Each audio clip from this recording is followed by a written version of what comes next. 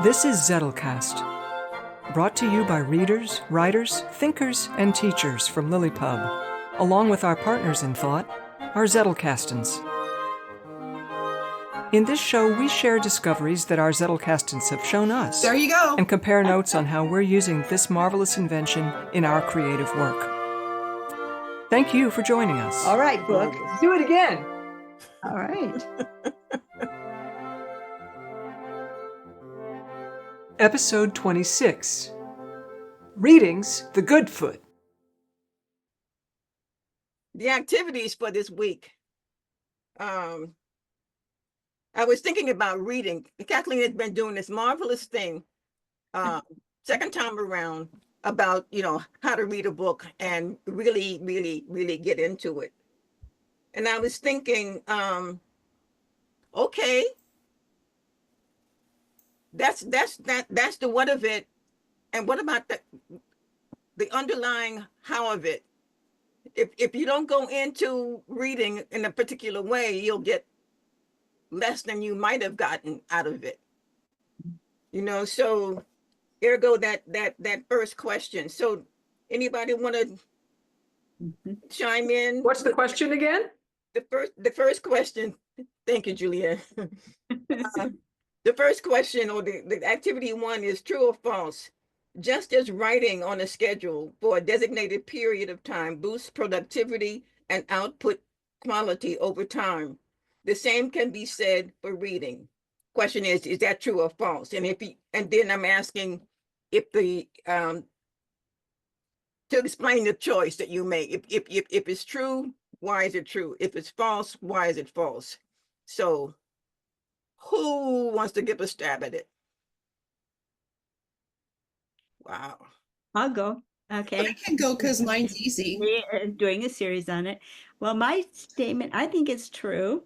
And I cannot say that right lately I have been reading on a schedule. I've been reading when I can.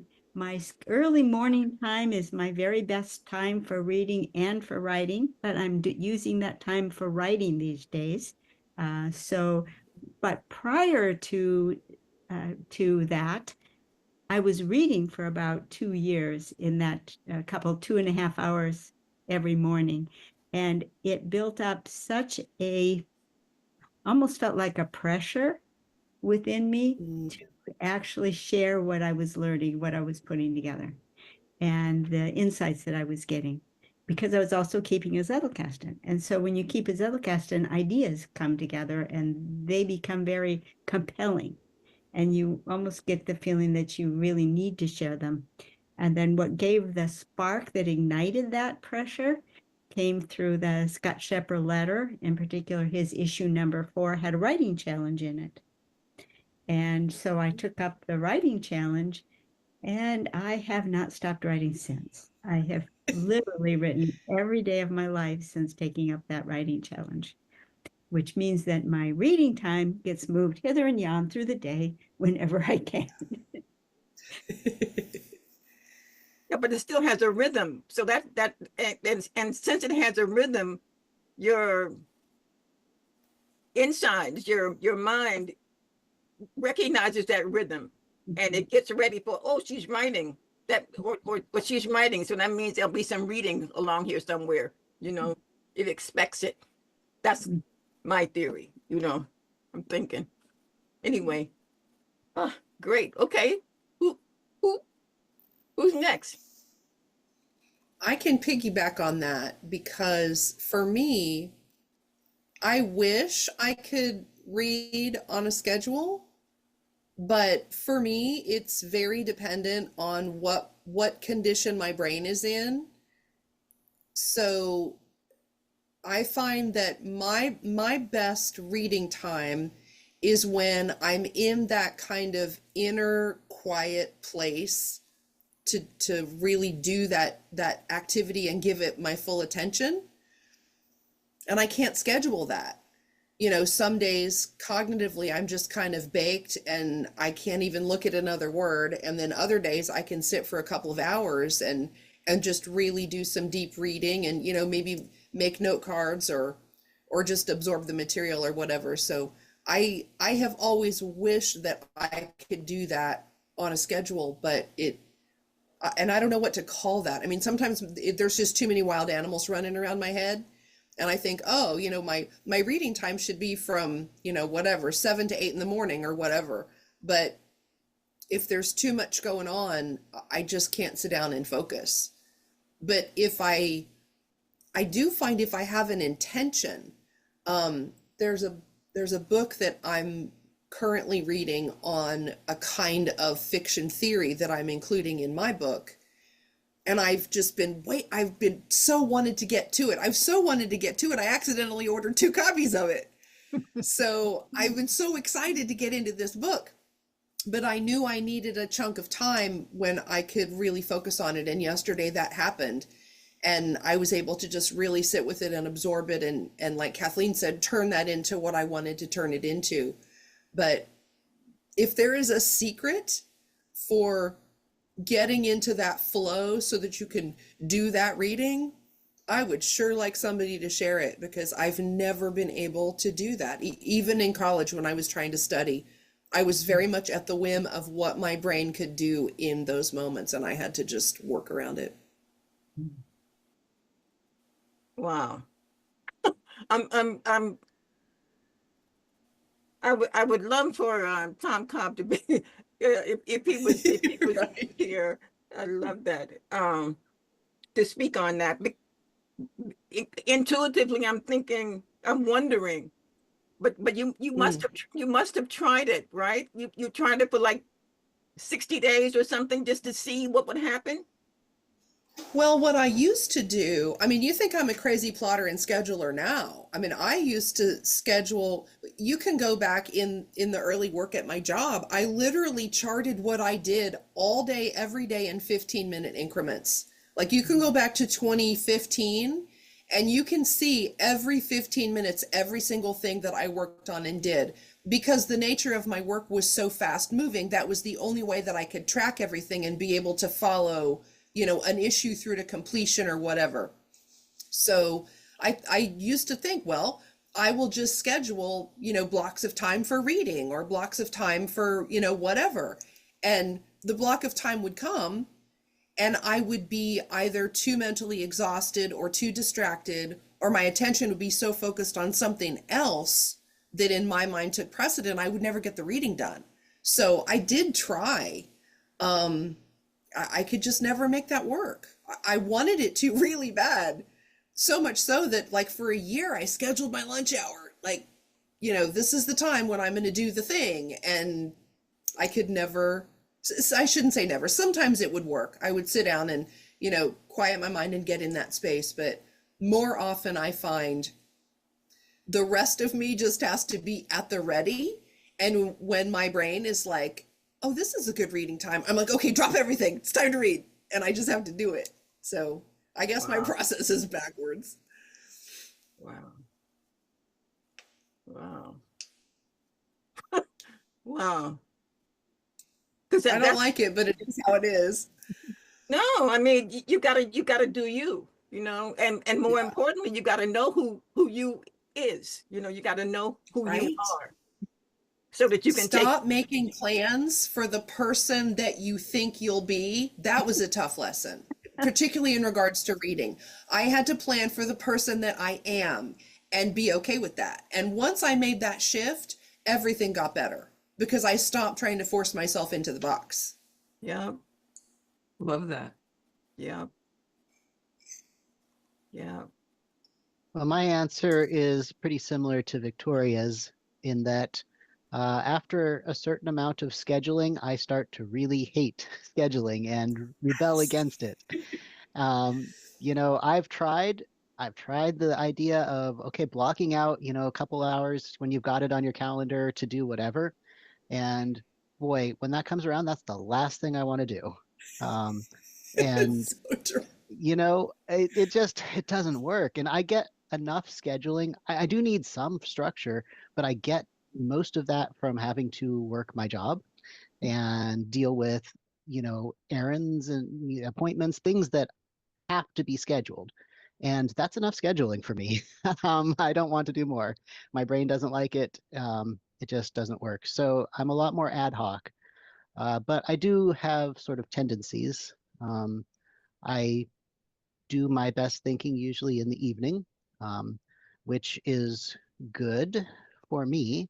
But one problem is I also have an evening job. Means I can really focus on my job, but it also means I can't do my reading or writing in the evening when it would be most natural, except on the weekends. Um, but right around 9 o'clock or so to midnight, that's when my mind is firing usually, and I can read and focus and write if I am available to do so. But otherwise, I read throughout the day, usually at meals, or when I get an opportunity. And I've got multiple books going at once, so I can choose which level is available. My brain is available to work on. So, if I'm feeling really, really with it, then I'll pick up something difficult. And if I'm not, I'll read Alice in Wonderland or something simple. Mm, mm, mm. I also have an allergic reaction to scheduling. Okay. So yeah, I don't like to schedule things that I really care about. And things that I really care about do get done, and some of them don't get done, But I don't think I scheduling, not that I gave it a good 60 days, but I did have that experience of, okay, here comes the timer. Don't want to do that. Don't want to do that now. And so my challenge is really not making time for reading, because I do have time for reading and I do reading. My challenge is more about selectivity, that I am, in the time that I have, am I making the best use of my time to read? And I feel that using the Zettelcast and also Adler's methods for how to read a book are really helping me with that. Both of those things are really helping. The first is, if I'm going to be reading a book, there has to be a good reason why I don't have a bib card for that book. And I haven't jumped ahead. Oh, I'm just going to start reading the book. Because if I don't have a clear intention for the book that I'm reading, I can go all sorts of directions with it, including too deep. If I'm just trying to understand, is this a book I really want to digest? Don't start digesting it yet. Which is, I think, both Scott Shepard's selectivity thing about don't take every note of everything that seems like, wow, that's interesting. But also don't go too deep yet before you've really determined this book is worth the effort. So that's what's helping me, is just like, it's more like the habit stack. I'm reading now. Where's the bib card? I'm reading now. Where's the bib card? I love that. Mhm. This is my solution for when I'm reading on my tablet. I've got the little envelope for the bib cards that go with the books that are in there, with my book washi tape. Oh, I love it.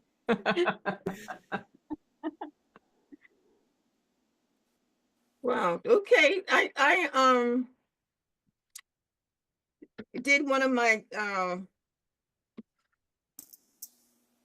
research things on it, because as you can tell with my ditties and the rest of it, scheduled, what? It's like I have so much trouble. But all the theories, not all of them, but most of the theories talk about regularity as the key to productivity. And this business of making input as well as output something that your subconscious, your whole self can expect in terms of time, so you get into a rhythm and you go with it. Just like I was born at 4:30 in the afternoon. I am not a morning person. So Can't just, fight it. just being in the corporate world for over almost 20, 30 years, I mean, it's a 9 to 5 condition. And my 4:30 to midnight self had, much difficulty with that. Much difficulty with that.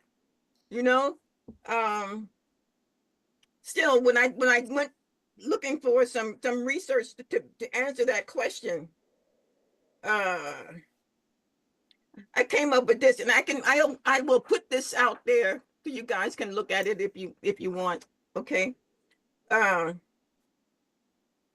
Why scheduled reading improves productivity and comprehension? We've had builds consistency and stamina. Does it really?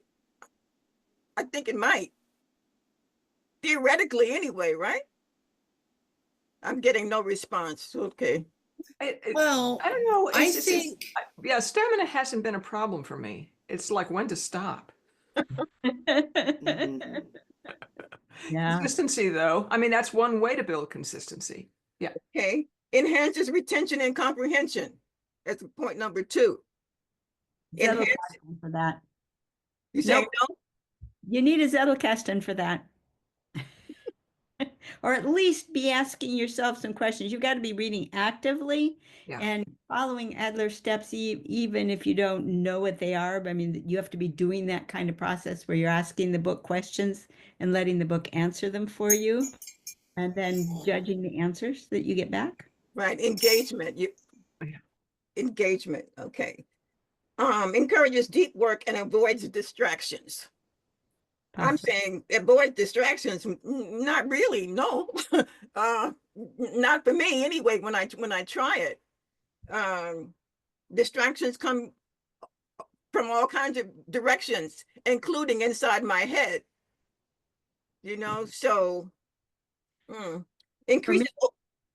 Go ahead. My 2-hour prime block is 5 a.m. to 7 a.m. And so I'm actually at my desk with my coffee in hand by 5 in the morning, and usually 15 minutes ahead. And so that 2-hour block is just golden for me because you don't get any distractions. If I don't turn on my computer, if I don't lift the lid of my laptop, I'm totally undisturbed that whole time. Oh, that's outstanding. That's outstanding. Oh, that's outstanding. Okay. Because I'm picturing myself in that same place, 5 o'clock in the morning, even consistently 5 o'clock in the morning, and my head is still going zip, zip, zip, zip, zip, zip, all over the place. But it's about intention. So I think that's it. Number 4 is increases overall reading volume. Maybe yes, maybe no, on that one.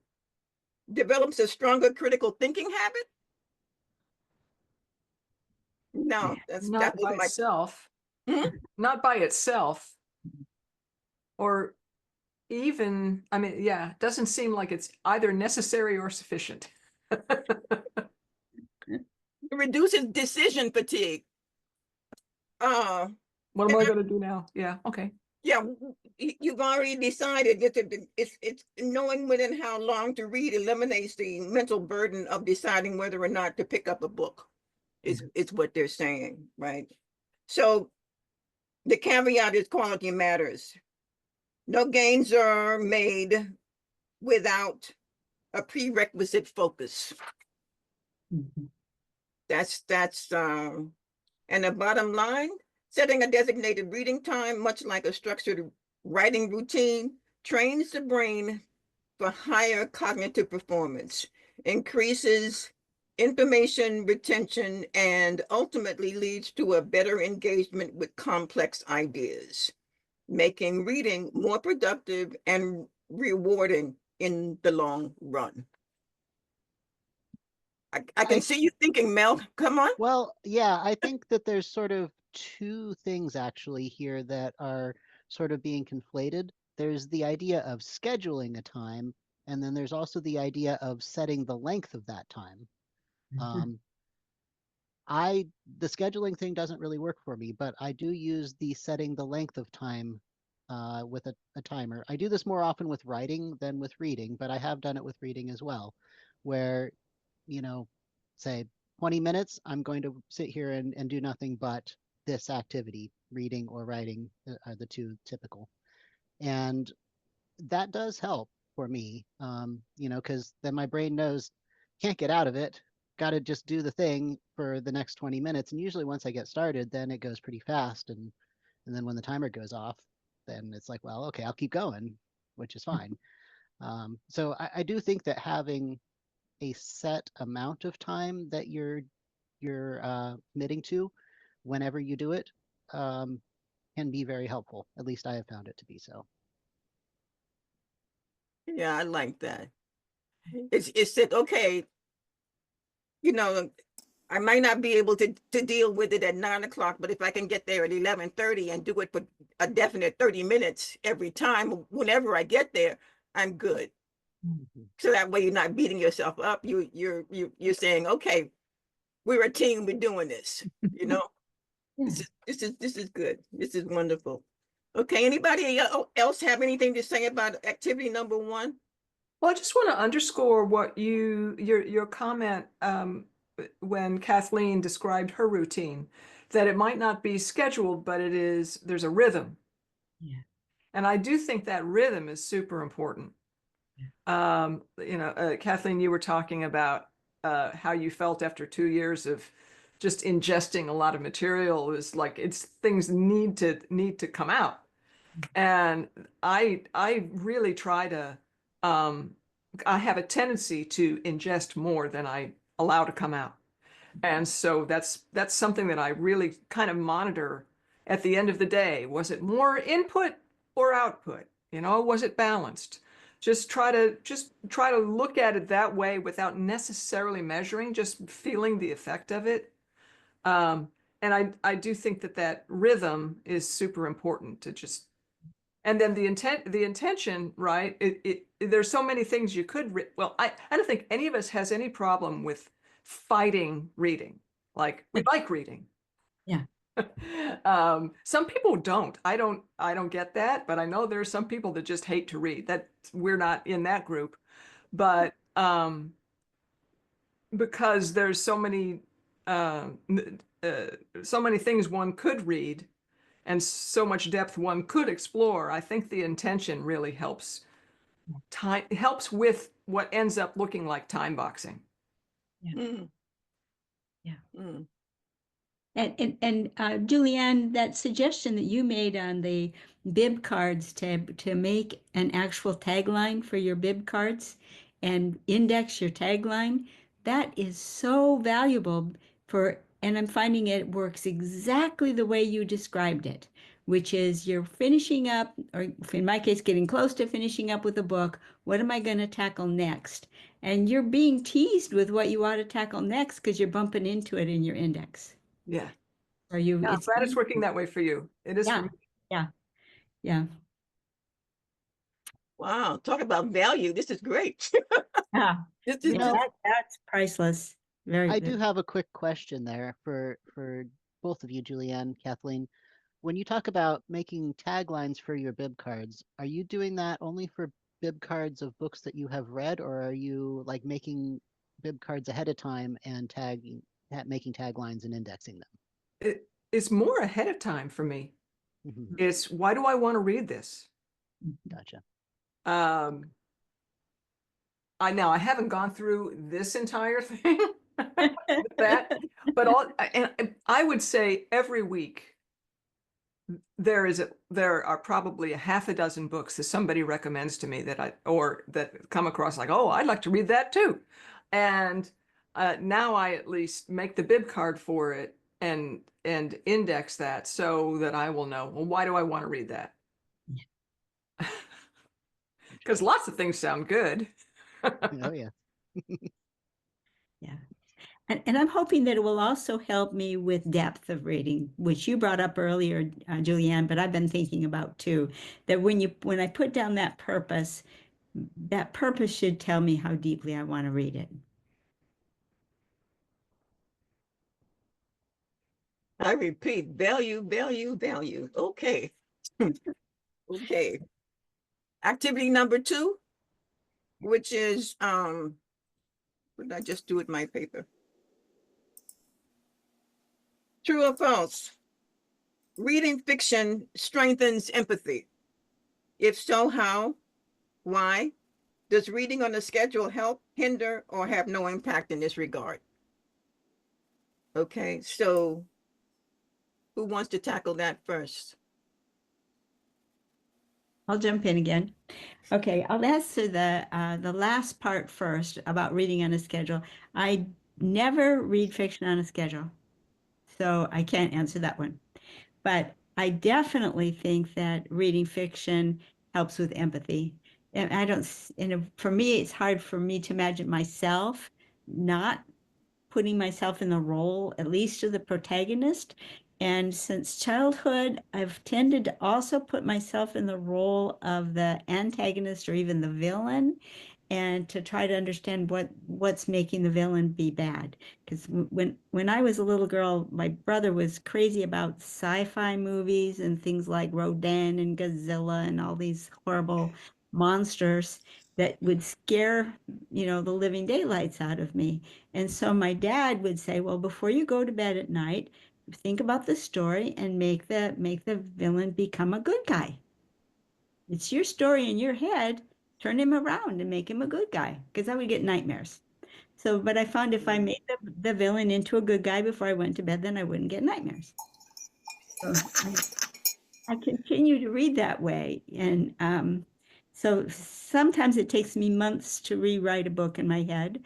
I've had the misfortune of actually reading a Stephen King novel once, and that took months. I had to rewrite the whole book mentally. That's But awesome. so yes, I think it definitely improves empathy. And now that I've made kind of a formal study of the character traits, it has had a little bit of difficulty there because I have the intellectual piece coming in, trying to judge trying to picture the character profile of the character. And I have to make that a separate exercise. Otherwise, it gets in the way of just feeling with the character. Like, it's okay, I read it, I enjoyed it. Okay, now I'm done enjoying it. Okay, now I can do the intellectual piece. But I can't do them at the same time or it spoils the story for me. Mm. Oh, okay. So, wow, Kathleen, your answers are always always have such a depth that that I'm one of the questions I have for you is when you rewrite these stories in your head, do you write comments or you write those rewrites somewhere? I don't ever put them down like in writing, but I'll replay a scene over and over and over again until I get everybody being very nice. Over and over and over and over. Which is As long as it's often as another reason I want to live in Kathleen's head. it Just takes so we're till clear. it's believable, till the real characters that are really acting out of genuine motivation and are being nice. Okay. Yes. The mind of KS. Okay. Wow. Ever Okay. the toddler. I'm sorry. Ever the toddler. Ever the toddler. Oh. Yeah. Well, what is it? What is it? The beginner's mind is the best. So I don't know. Hats off to you. That's what I say. And to Dad. Yeah. Anybody else want to follow that? Hey, come on, guys. I don't have a dog in this fight. I guess No I've dog never in this really fight. thought about it, which is kind of a weird answer, but I think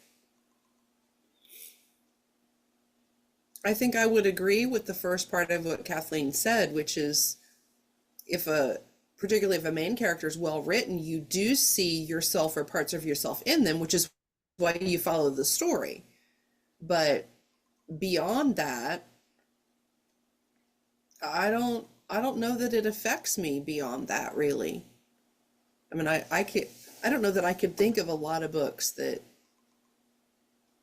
furthered or changed my perception in that way. I don't think I read like that. Is there a ratio that you've noticed in your own reading of fiction to nonfiction? Well, I have tended towards nonfiction for a long time. I got away from reading fiction there for probably, I don't know, a decade or so. You know, I was teaching the text that I was teaching, and that was really all I was working with. And I think I just felt like a lot of fiction that was coming out from, say, the mid 2000s, for like that 10-year or so period, I just was not loving it. I mean, in 1996 and 97, I read Infinite Jest by David Foster Wallace, which is one of my favorite books. But I mean, that's 1,070 pages. It took some reading to get through that doorstop. So, you know, and that was a very empathetic book. I mean, you're essentially dealing with all different kinds of addiction and how people deal with it, but there's a whole lot of other story packed around it. So I did. What was the name of that book, please? Infinite Jest. Put it in the chat for me, please. Infinite, JEST, okay. Infinite Jest. I see David who? Wallace, Foster Wallace. Okay.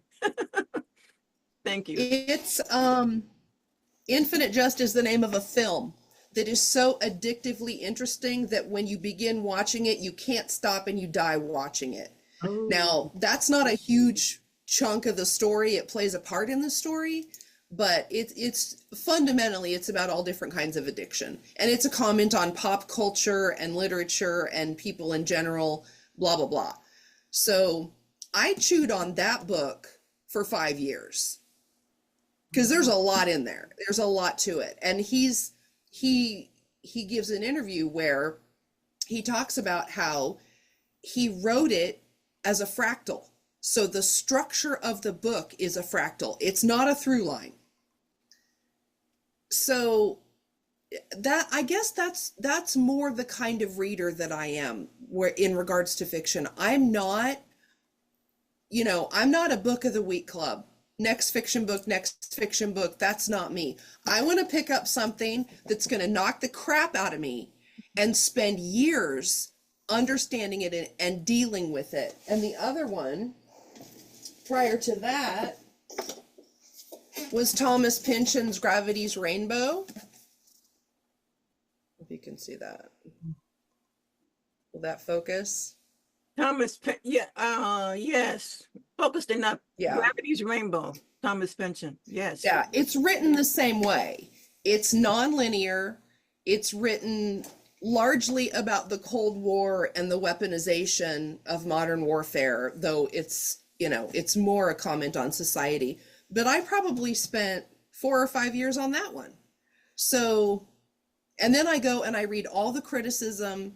I read all of the commentary. I read the books that were written from it. So before that, it was T.S. Eliot's The Wasteland. Because I think, if I remember it, I think he referenced 140 other works in the footnotes of that poem. I went and read all 140 and wrote a paper about each one. Each one. That was my senior thesis in college. So I don't read fast food fiction. I pick something that I can really chew on, and I spend years with it, and I don't read anything else. I'm just weird like that. I think it's a marvelous way to be. Well, I've always wanted I've always wanted to, to be the book of the month club gal. Wow. But what I found Sorry. is, yeah, I'm the same way with movies. I would rather rewatch a movie that I love that is deeply satisfying every week for 5 years than watch something new and be disappointed and feel like I wasted my time, which is why I don't watch movies. I'm still watching movies from the 80s because I know what's going to happen. So that's how I am with books. I'm very stingy with my reading time because too often I get into something and it's like, are you kidding me? There's seriously, this is in there. And I'm like, now I got to, it's like Kathleen with having to rewrite things. Now I got to deal with thinking about that. And then I just feel like the author slimed me and I don't like any of that. So that's just the kind of reader. I mean, I'm still chewing on the Starless Sea, and that's been 3 years. I'm almost ready to dive into bringing that one up over in Lily Pub, by the way, because I know we want to talk about that book. But I go really deep into the books that I read and spend a lot of time with them. So I can't comment on like what Julianne does. I would love to be able to do that and just have all of these different rich experiences and just, read from that buffet, but that's just not my nature. I have to live vicariously through her. Yeah, I'm just wondering, out of all the millions of books, I mean, talk about an anchor book. These are anchors that you're using, and you can, and then you delve into each part, each ingredient, and you come away and you really digest what's happening. You really come away. I mean, you become the book, so to speak, over time, right? Yes. Yeah. That's a good way to put it. Because if I find that I like a book world, now a short book that I did that with was The Secret History by Donna Tartt, which took her 10 years to write. She's my kind of writer. So when you find names out really quickly, I didn't get that. Sorry. Donna Tartt. Donna, Donna. Tartt. Donna. Tartt. T-A-R-T-T. Tartt. Okay. And what's the name of it? The Secret History. The Secret History. Okay. Thank you. It's about a group of Latin studies college students who accidentally kill one of their friends. And I can't say any more because it'll spoil it. But what I find is, much like with a movie, if I find a world that I like, I tend to stay in it. I won't leave and go to a different world. So that's why I will spend years, reading the interviews with the author, reading the criticism, following how it lands in the canon of fiction. I'm much more interested in that, which keeps me in that world, than moving on to something else. Right. Which brings up the Roanoke world that we're creating. I'm enjoying living in that world. I know, right? I just wish I had more time to spend there. I'll get there. Yeah, you'll get there. Yeah. Wow. Well, I'll go through periods, years and years, where I haven't read any fiction, and then I'll go for a year and that's all I read. But in terms of empathy, there are certain books that I've read. I don't know that I would say reading fiction it increases empathy, but I would say that there are certain fiction books that I really appreciate for that effect. And so I think Orson Scott Card is really beautiful at this. I like him. The motivation for everything that's difficult it comes out in the story, and a lot of times it's kind of tragic misunderstanding or tragic in the case of like Speaker for the Dead, completely different evolutionary history. and understanding of biology. Mm. And I think he explores that stuff deeply. And Speaker for the Dead is just, I think, of a quite perfect example of this. It's what it is about. Mm. And his books, they don't always land, but I always feel like he gives me a lot to work on, and he chooses subject matter. In that same series, there's a sequel to that where he really goes deep into something that looks a lot like OCD. Mm. And you're there with her. It's something. Mm. So yeah, I think it can certainly be done, especially if an author cares to take you on that journey. Mhm. Right. I love Ender's World. Yeah. Yeah. Yeah. Wow. Okay. So yours is almost feast or famine kind of thing between fiction and nonfiction, right? Yeah. Yeah. Yeah. Yeah. Okay. Wow. Okay. But the balance, but the pendulum swings. The pendulum swings, but I would say it's mostly nonfiction, Mhm. has been what I've been reading for the bulk of my adult life, mostly nonfiction. Right. And it's more, just feeling like there are these skills I need. Yep. So it's work oriented. Not necessarily job work oriented so much as Mm. all the things that I think that in my silly little subconscious that I think I need to nail down before I do X. So I'm like that on For me, Roanoke, it's right? There are certain things right. that I feel like I need to know more about this before I can write about it. Mm. Yes. It, Yes. that is a point of view that is worthy of dispute. Yeah. Because a lot of times you figure out, you could kind of gloss over that, or you could just leave that as a to fill out later. Get the words on the page, and there's a lot more to happen with that. So it's something, again, balancing that input versus output thing. Because I'll get down into perfectionism like that. Yeah. Wow.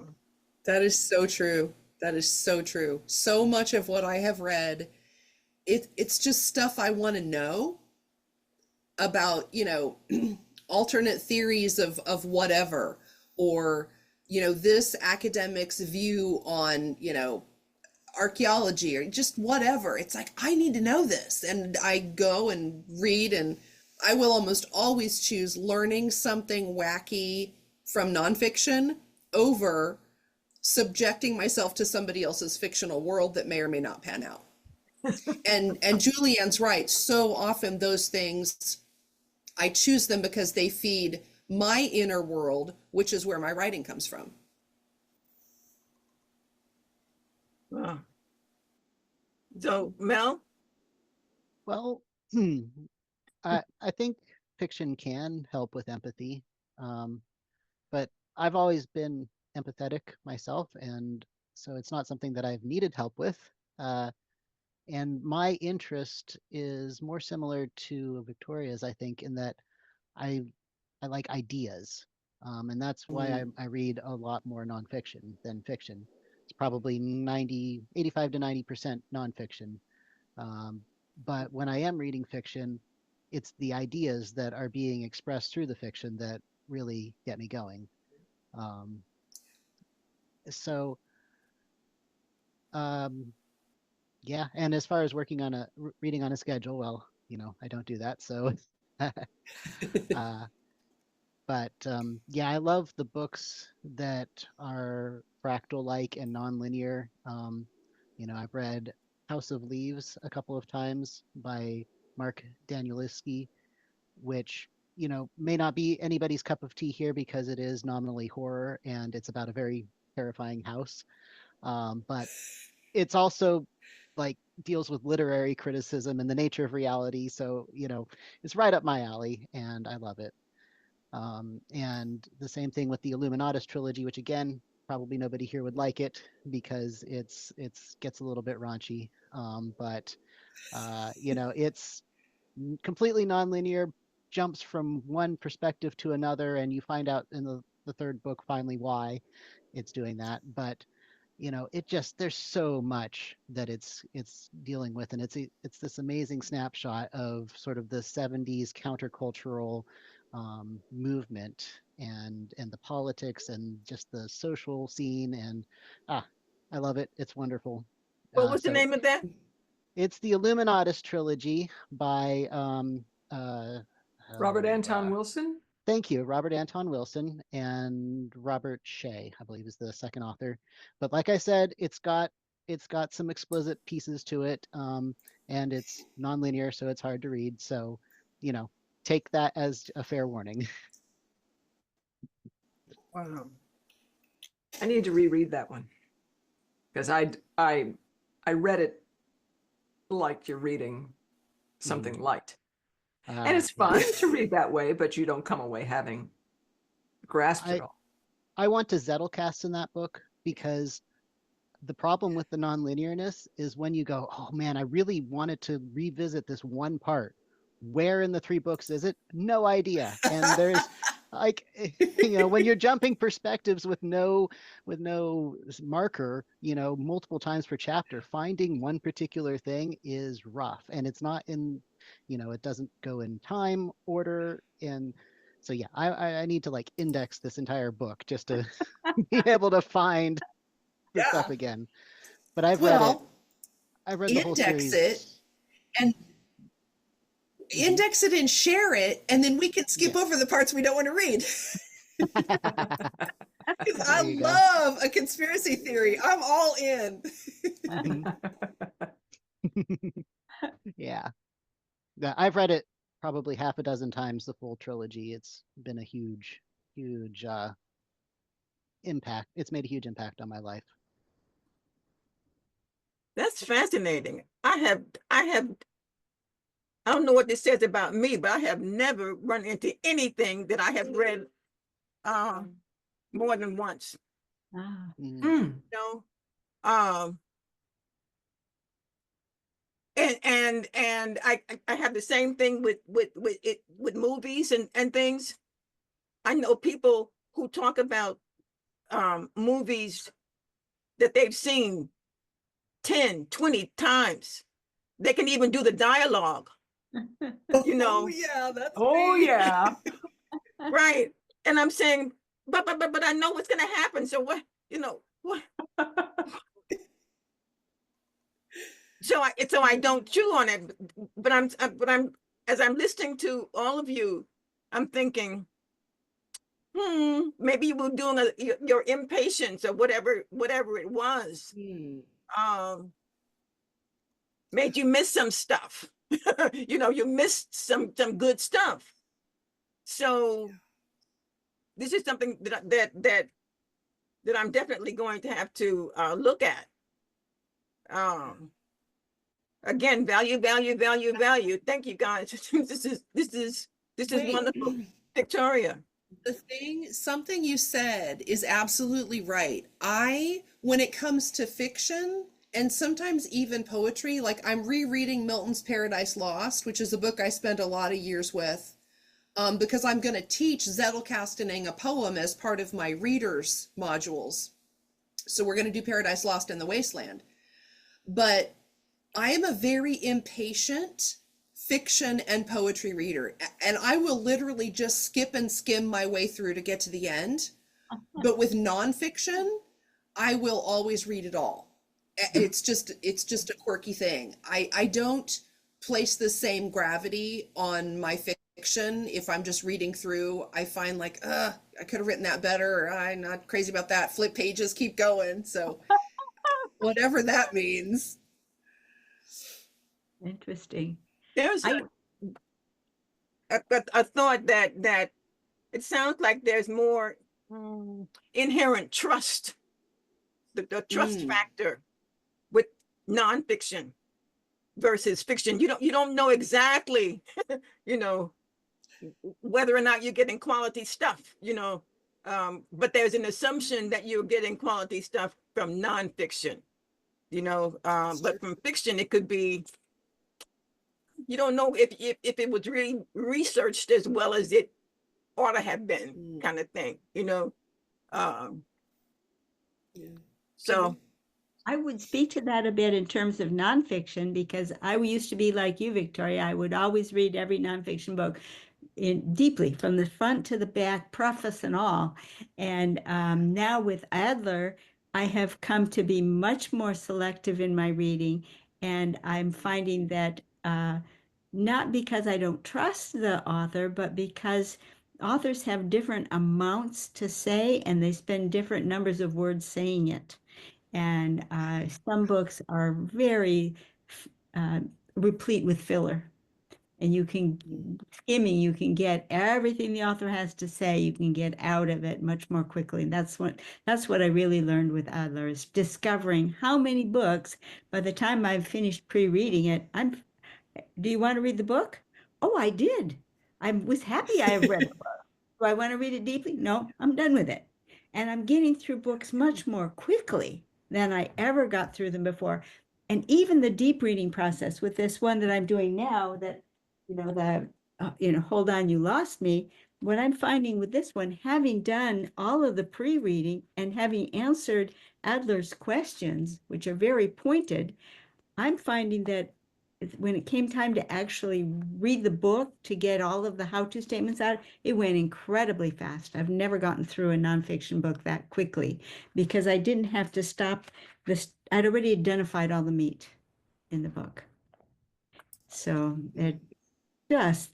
I'm shocked at how much it has sped up my reading time of nonfiction.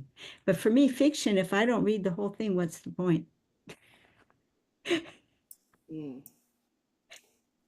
it's that selection process that is the key, to me. Which and then there is the idea of the purpose. Why am I reading X, Y, or Z book? And when I'm reading X, Y, or Z book, it may be that X has 2 or 3 ideas that are germane to my purpose. Mm-hmm. And the other book maybe only has 1. So if I'm reading with that purpose in mind of answering this question that I have in my head, then the idea of selectivity and depth become easier to navigate, Yeah. And I'll even make another bib card if I'm reading the same book for a different purpose. I'll start over with a new bib card. Yeah, that's a good point. Makes much sense. Much sense. Right. Wow. Okay. I definitely, I'm a movie rewatcher. They're my favorite movies I've seen a bunch of times, and I can quote you a lot of that stuff, and it's just, it ends up being, I can quote you every line from Bull Durham. Love that movie. And so it just becomes kind of part of the way I converse. Because it lines from a movie become a metaphor, so lots of times from Bull Durham, and I'll note, oh, that was beautiful, what'd I do? To me, that's a tagline that says so much. Oh my God, yes it does. Yes it does. So yeah, I do have that experience with reading, although I haven't been as deep a fiction reader as some of the rest of you. But there have definitely been books where I get to the end and it's like I'm not done, and I go right to the page 1 again. The last time I did that was with the 7th book of the Harry Potter series. I was very satisfied with that book, and I wanted to just taste it again. And it wasn't because I wanted to, I knew what happened, and I was satisfied with the plot. And then I just wanted to savor the moments. And that's why that when I'm watching a movie again, it's more about the moments. How was that moment just so beautifully done? So true. Mhm. Okay, Julianne. There's a part of my handy dandy research that talks about, well, it's the idea, first of all, of how do you entice nonfiction readers to read fiction Mhm. as a knowledge tool, Oh, okay? Particularly when we're talking about emotions, uh-huh. because we tend to be, a left brain society, and there's not as much information or not as much care and feeding of the emotional side as should be. So the question is, okay, so you have all these different genres of fiction, literary fiction, um, science fiction, first person and versus third person narrative, character driven and versus plot driven stories, unreliable narrators, and perspective shifting. The idea is in this section, there are suggestions as to what kind of fiction you can suggest to nonfiction readers. And it's all based on what kind of nonfiction reading they do, Yeah. So you plug in, you kind of meet them where they're at, so to speak, and gently suggest the benefits of reading fiction. It's interesting. Wow, we're at the top of the hour, guys. This has been wonderful. um and I also found something in my library, in my files: six steps for developing empathy in social situations. That's the name of the file. Oh, And I put this in my library in 2018. Mhm. I was so surprised because I put, this is Dropbox. And so I just put the word empathy in my search in Dropbox, and it popped up. And this thing is 13 pages of gold. Huh? I will also include, and it also has a map. Ah, oh, visual thinking. Right, wow. right. Email in that. This is Adam Szynski. Is the author of this article and the maps, and it was part of the subscription. So I'm hoping that it's okay for me to share it with you guys. I'm going to put it in there, put it out there, and because I think it's really quite valuable, Okay, so I don't think do we have time to go for number 3? Number 3 was, what is your most reliable way to avoid distraction while reading? How long has your method been working for you? And what was reading like before you discovered your go-to focus method? I'll start. Well, the most important thing for me is to get rid of audible distractions. So no TV, no radio, no music. Even like instrumental music can be too much sometimes. Sometimes it's okay. Because any sort of audible stuff like that is completely distracting from the words on the page. But when I can't get rid of everything, like there's background noise that I can't get rid of, I have a particular white noise type of recording that I listen to, which I absolutely love. It's great for focus. And it's from the 1970s, and it is called The Psychologically Ultimate Seashore. And Yes. you can, okay, I have the actual album. This is how I discovered it. Um, it is, Oh, it's from a series of recordings in the 70s called Environments, which were long form natural recordings, or sometimes they're in like cafes or things like that. Um, you can listen to them on YouTube if you to get a feel for them. You can also buy them all packaged together in a very inexpensive app that's $3, I think, four maybe at the most, where you can listen to the remastered digital versions of all of the entire series. You can put it on repeat. There's no ads. It's perfect.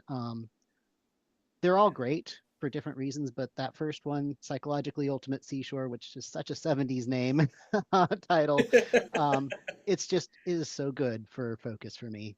I mean, if I need to focus for, it's 30 minutes long, put that on and I am good to go. Oh, That's awesome. wow. You shared that a long time ago and completely seduced me. It's literally pinned on my YouTube on my toolbar, so I can go right to it. My second one, in addition to anything environmental, rain, seashore, that kind of stuff, is library sounds. Library sounds have been my superpower for years. There's a recording of a gal. It's when she was studying to be a dentist, and she did a study with me at the New York Public Library that's about an hour and 15 minutes long. It's embarrassing how many times I've listened to that. I would have to say it's probably in the thousands by now. wow. I know every chair squeak. I know every book cart noise. At like 21 minutes, there's a joke. There's a horse clomping through the library because it's a woman in high heels walking by. I know every sound and I love it. It's awesome. The library is my happy place. I love it. Well, what is and you said that's available too, Victoria? Yeah, I can put the link in the chat. It's called, there's two people that I follow that do something called Study With Me. They just go to wherever their place is and they set up a camera in real time and they do their study. So this gal, this is from probably 6 years ago when she was studying to be a dentist. I love her channel. And there's another one called Merv. She's an international law student in Scotland. So often her study with me's are like at the Glasgow Library, or she's got a really beautiful view out of her apartment. And so sometimes it'll just be looking at the bay out the window of her apartment and she will just sit there. And I like hers because sometimes they're 8 or 10 hours long. Wow. And she'll just set up the camera and be like, I'm going to study these 5 subjects today, 2 hours each with a 20-minute break in between. She hits go and you just sit there and work together. So I'll put those links in the chat. I find them so helpful because it immediately puts you in that zone with somebody else. And that's very useful for me. Very good. Even if I'm reading and they're writing or whatever, it doesn't matter. Just having that other presence there, which is why I like the sprints that we do on Saturdays over in Lily Pub. Just having other people working around me helps because I spend so much time alone. Wow. Chat up. Okay. Mine is biological. I got a CO2 meter because I found that I was getting drowsy when I tried to read. And I would think, oh, darn, I'm getting old. I can't keep my attention anymore. What's the matter with me? Well, when I got a CO2 meter, I found that it was going up into the orange. The little lights went from green to orange because I wasn't getting enough air circulation in my room. So I keep that on. As soon as that turns orange, even though my husband has allergies and we normally don't have the windows open, I'll open my window, keep the office door shut, and bring in some oxygen. So it was my biggest distraction was not enough oxygen left in the room. Wow. Wow. That might be that might be one of my very problems, especially when I do much of my work in the basement, that might be just exactly okay. Yeah, All right, so right? let That's me, good. it's excellent. Mm. It's excellent. Because that's what I was thinking. I said, oh my God, I'm going toward 80. What is the matter with me? You know, what could, you know, come on, brain, you don't fail me now, you know, kind of thing. You know? Open the window and open the window, and suddenly I can read again. I'm not falling asleep anymore. Right. I was thinking maybe I should, but I didn't want to do that. When I was younger and working, I was, you know, at the coffee counter, you know, all the time, you know, coffee, coffee, coffee, coffee. And because I was born at 4:30 in the afternoon, I decided that my best time was to work overnight. So Oh. I started first. I started the afternoon shift, 4:30 to 4 to 12. And then I said, no, no, no, no, this is gonna kill my social life. It's already small. So I can't do that. So let me switch over to midnight to 8, which is what I did. Uh problem with that was my best time. Yeah. So my best time, there I was at the office doing X, Y, and Z things, doing somebody else's bidding, so to speak, as opposed to following my head, you know?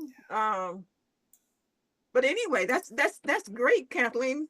I'm gonna see if my environment is physically situated to help me as opposed to hinder me, you know? So that's wonderful. Wow. Okay. So just a quick one for me. I have the ability to tune things out. And I think I inherited that from my mom. I have this memory of my mom reading there, the TV was on, somebody was asking her a question. She was absolutely not hearing it. And my sister said, Mom, fire, fire, fire, Mom.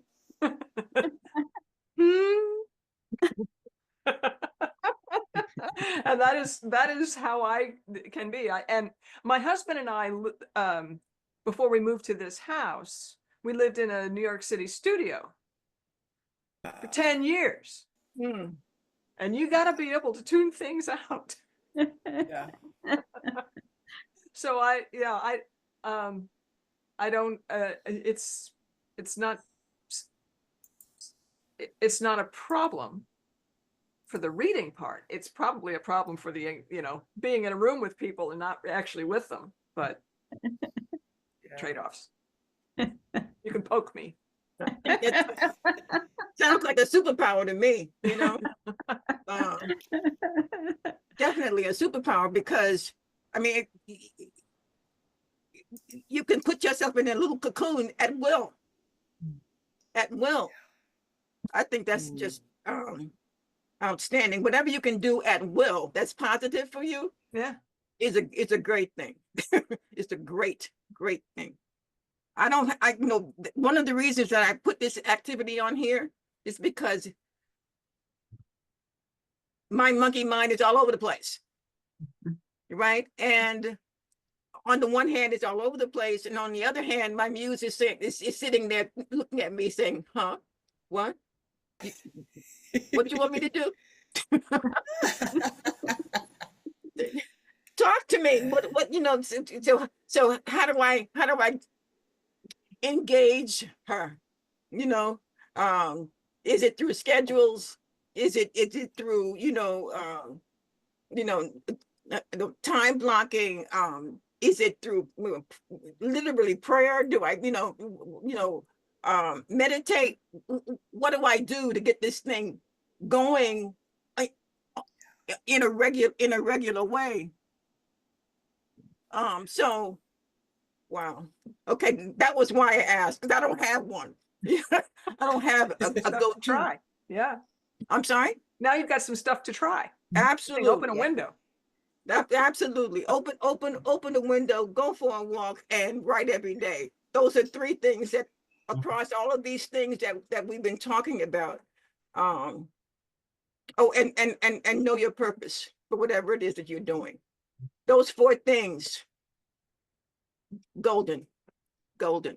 Okay, does anybody else have anything they'd like to add? to anything? I think we covered it. Great, great assignments. I really appreciate you leading us, Deb. Yes. I'll be leading next time. Okay. I'll do the one after that. Ooh. Okay, we got the schedule here. And apologies to you, all of you for giving each other a short time to consider the question. But believe me, I was going back and forth since last Monday. What am I gonna do? What you know? And the monkey mind was just saying, da da da da da da, you know. So It's all good. okay, yeah, I'm making. I have to congratulate myself, okay, for being in this group.